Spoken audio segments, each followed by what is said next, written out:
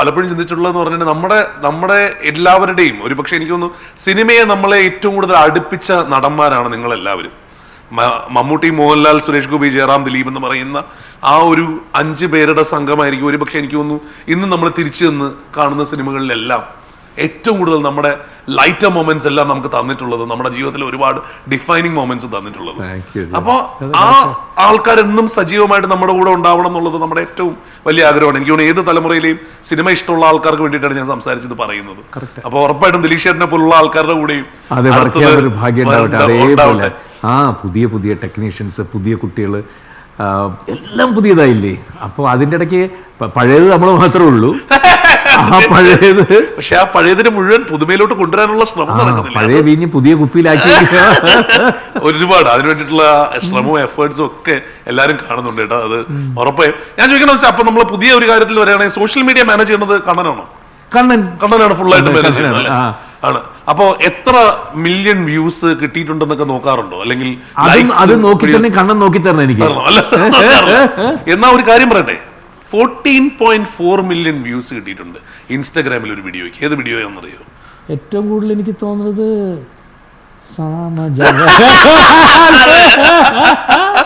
14.4 million views ആണ് ഞാൻ last നോക്കുമ്പോ കാണുന്നത്.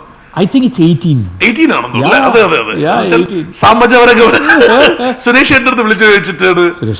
എന്നിട്ട് സുരേഷ് ചേട്ടൻ ഞാൻ അടുത്തൊരു ഇവന്റിൽ കണ്ടപ്പോ സുരേഷ് ചേട്ടൻ ആദ്യം ഇമിറ്റേറ്റ് ചെയ്ത് ചെയ്തു.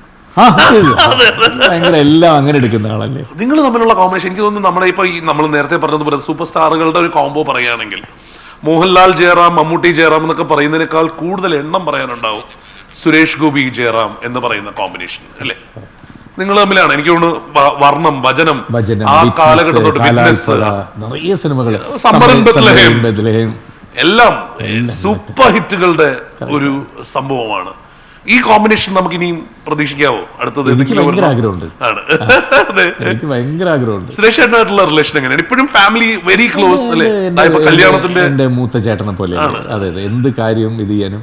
ഇപ്പൊ തന്നെ സുരേഷിന്റെ മോളുടെ കല്യാണമാണ് 17-ാം തീയതി. അപ്പൊ ഞാൻ ചോദിച്ചത്, ഞാൻ വേറൊന്നുമില്ല, കല്യാണത്തിന് എപ്പോ വരണമെന്നല്ല, ഞാൻ വന്നിട്ട് എന്താ ചെയ്യേണ്ടത്. അതായത് അരി വെക്കാൻ അവിടെ നിൽക്കണോ, ചായ കൊടുക്കാൻ ഇവിടെ നിൽക്കണോ, ആൾക്കാരെ വിളിക്കാൻ നിൽക്കണോ, എന്താ ചെയ്യേണ്ടത് മാത്രം പറഞ്ഞാൽ മതി, ഞാൻ അവിടെ ഒരാള്. നമ്മള് അത് പറയുമ്പോ ഉറപ്പായിട്ടും നമ്മള് മമ്മൂക്കയുടെ കാര്യം നമ്മളിപ്പോഴും നമ്മളൊരു സസ്പെൻസ് ആയിട്ട് തന്നെയാണ് നിൽക്കുന്നത്. നമ്മൾ വി ആർ ഓൾ എക്സ്പെക്ടിങ് സിനിമയിൽ ഉണ്ടോ ഇല്ലേ എന്നുള്ളത് നമ്മൾ കാത്തിരുന്ന് കാണാം. ഉണ്ടെങ്കിൽ എന്താണെന്നുള്ളതും കാത്തിരുന്ന് കാണാം എന്നുള്ളതാണ്. പക്ഷെ ആ റിലേഷൻഷിപ്പ് ഇപ്പോഴും ഭയങ്കര ഗോൾഡൻ ആയിട്ട് കൊണ്ടുനടക്കുകയാണ് മമ്മൂക്കയായിട്ട്. എനിക്ക് അതിന് പറയാൻ വാക്കുകളില്ല. അതാണ്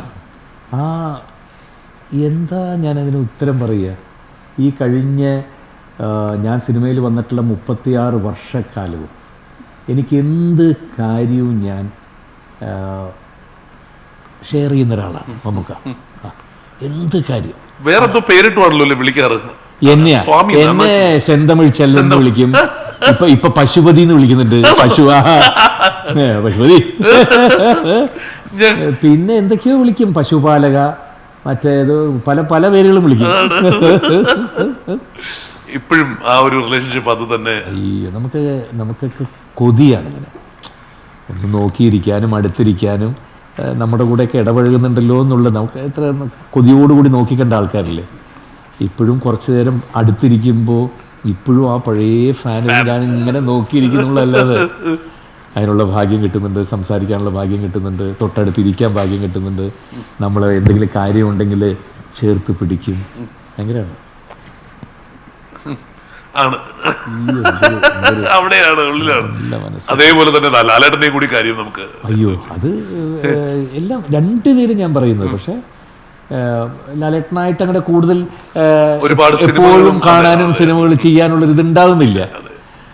അല്ലെങ്കിൽ എന്താ ഇതേപോലെ തന്നെ ഒരേ എന്താ മോനെ എന്ത് എന്നുള്ളത് അതാണ്. ശരിക്കും അപരനില് പത്മനാഭൻ സാറ് കണ്ടെത്തി. അത് കഴിഞ്ഞ ഉടൻ 3-ാം പക്കം. ഈ ശരിക്കും ഒറ്റയടിക്ക് 2 പടമാണ് ആദ്യമേ സൈൻ ചെയ്തത് എന്നുള്ളത് സത്യമാണല്ലേ? 2 പടം ഒരുമിച്ച് സൈൻ ചെയ്ത് തന്നെയാണ് പോയത്. അന്ന് 3-ാം പക്കത്തിന്റെ കഥ അറിയോ? അന്ന് കഥ ചോദിച്ചിട്ടുണ്ടോ? ഒന്നും അറിയില്ല. അപരൻ എന്നുള്ള സിനിമയിൽ പറഞ്ഞു. അത് കഴിഞ്ഞിട്ടൊരു ദുബായ് ട്രിപ്പിന് പോയി 1.5-2 മാസം കഴിഞ്ഞിട്ട് തിരിച്ചു വരികയാണ്. അങ്ങനെ ആലുവ ബസ് സ്റ്റാൻഡിനടുത്തുള്ള ടെലിഫോൺ ബൂത്തിൽ കയറിയിട്ട് നേരെ വിളിക്കുകയാണ്. 64264515 നമ്പർ മറന്നിട്ടില്ല. ഓക്കെ. അപ്പുറം അങ്ങേ തലകെ ആരാന്ന് ചോദിച്ചു. ഞാൻ പറഞ്ഞു സത്യം ജയറാമാണ്. അന്ന് വന്ന് കണ്ടു. എന്തോ ദുബായിക്ക് പരിപാടിക്ക് പോയിട്ട് തിരിച്ചു വന്നോ ചോദിച്ചു. തിരിച്ചു വന്നു. അപ്പോൾ ഞാൻ ഈ വിളിക്കുന്നത് ഒരു ജനുവരി 1-ാം തീയതിയാണ്, 1988 ജനുവരി 1-ാം തീയതി. ഞങ്ങൾ 31 തിരിച്ചു വന്നു, 1-ാം തീയതി നേരെ. അപ്പോൾ നീ എന്താ ഇതുവരെ എന്നെ വിളിക്കാത്തത്? അല്ല, ഞങ്ങളിങ്ങനെ പ്രോഗ്രാമിന് പോയിട്ട് ഇത് സിനിമയിൽ ആദ്യം വേണ്ടത് പങ്ക്ച്വാലിറ്റിയും ബാക്കി കാര്യങ്ങളൊക്കെയാണ്. തിരിച്ചു വിളിക്കാൻ പറഞ്ഞാൽ കൃത്യമായിട്ട് വിളിക്കണം. ഇത് അപ്പോൾ നമ്മൾ 18-ാം തീയതി ഷൂട്ടിംഗ് തുടങ്ങുകയാണ്. ഫെബ്രുവരി 18-ാം തീയതി ഷൂട്ടിംഗ് തുടങ്ങുകയാണ്. അപ്പോൾ നീയാണ് അതിലെ നായകൻ, ഇപ്പം അതാരോടും പുറത്ത് പറയണ്ട, ഇന്ന കാര്യങ്ങളാണ്. അപ്പോൾ വേഗം ട്രിവാൻഡ്രത്തേക്ക് വന്നേക്കണമെന്നൊക്കെ പറഞ്ഞു. നിനക്ക് നീന്താൻ അറിയാമെന്ന് ചോദിച്ചു. ഞാനിപ്പോൾ ഒരു സിനിമ പത്മനാഭൻ സാറിൻ്റെ അതിലിങ്ങനെ ഞാൻ വേറെ ലോകത്ത് നിൽക്കുക. ഞാൻ നീന്താൻ അത്യാവശ്യം പെരിയാറിൻ്റെ തീരത്ത് ജനിച്ചു വളർന്ന ആളല്ലേ നീ, എന്നിട്ട് നീന്താൻ അറിയില്ല എന്ന് പറഞ്ഞു. പെട്ടെന്ന് വാ, നീന്തൽ പഠിക്കണം. കാരണം എൻ്റെ 2ാമത്തെ സിനിമയിൽ നായകൻ നീയാണ്, അതിൽ കടലിൽ നീന്തേണ്ടതാണ്. ഒന്ന് ആലോചിച്ച് നോക്കിയേ, നായകനായിട്ട് ലൈഫ് ചേഞ്ചിങ് മൊമെന്റ് അല്ലേ അത്? അല്ല, അതൊരു ഭയങ്കര വലിയ. അപ്പൊ തന്നെ അത് എല്ലായിടത്തും വിളിച്ചു പറയണമെന്നുണ്ട് തന്നെ, ആരടുത്തും പറയുന്നത്. അന്ന് ശരിക്കും ജയറാമേട്ടന്റെ ഈ ലെഗസി ഒക്കെ അറിയാം, മലയാറ്റൂർ സാറിന്റെയും. അതൊന്നും പത്മനാഭൻ സാറിന് അറിയില്ല. അല്ല, അതറിയാം. അങ്ങനെയാണ് ഇത് വന്നത്. അങ്ങനെയാണ്. കാരണം ഈ കലാഭവന്റെ കാസറ്റ് കണ്ടു. പുള്ളിക്ക് ഒന്നാമത് പുള്ളി ഇങ്ങനത്തെ മിമിക്രി ഒന്നും കാണില്ല, ആ കലയോട് ഇഷ്ടമല്ല. മകനാണ്, അനന്തപത്മനാഭനാണ് കൊണ്ട് നിർബന്ധിച്ച് കലാഭവന്റെ കാസറ്റ് കാണിപ്പിച്ച്. കാരണം പുതിയൊരാളെ വെച്ച് സിനിമ ചെയ്യാൻ വേണ്ടിയിട്ട് കുറേ ഇങ്ങനെ ഒരു ഇതിലായിരുന്നു. കൊള്ളാം പുള്ളിക്ക് തോന്നി. പക്ഷെ എങ്ങനെ കോണ്ടാക്ട് ചെയ്യുന്നുള്ള ഇരിക്കുമ്പോഴാണ് കാലത്ത് മ്യൂസിയത്തിൽ നടക്കാൻ പോകുന്ന അവിടെ വല്യച്ഛനെ കണ്ടത്. അപ്പം ഇങ്ങനെ പറഞ്ഞു വന്ന കൂട്ടത്തിൽ എൻ്റെ ഒരു അനന്തരവനുണ്ട്, അവനിങ്ങനെ സിനിമയിലൊക്കെ അഭിനയിക്കണമെന്ന് ഭയങ്കര ആഗ്രഹമാണ്. എന്താ പേര്, ഇന്നാൾ പറഞ്ഞപ്പോഴത്തേക്കും ഞാൻ പുള്ളിയാണെന്ന് നോക്കിക്കൊണ്ടിരിക്കുന്നത്. എനിക്കെന്നാ പെട്ടെന്ന് അഡ്രസ്സ് തരാൻ പറഞ്ഞു. അങ്ങനെയാണ് ഫസ്റ്റ് എനിക്ക് ഒരു ഇത് വരുന്നത്. എന്താ, telegram director Padmarajan, come and meet me immediately.